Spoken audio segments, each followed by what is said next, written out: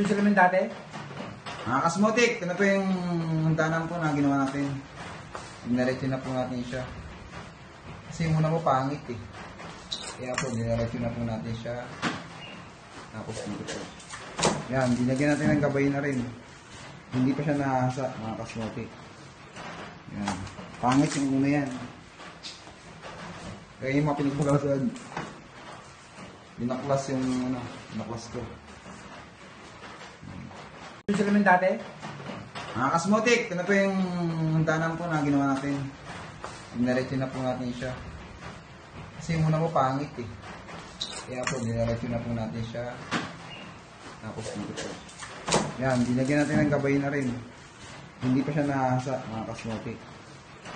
Yan. Pangit yung una yan. Kaya yung mga pinagpagawasan.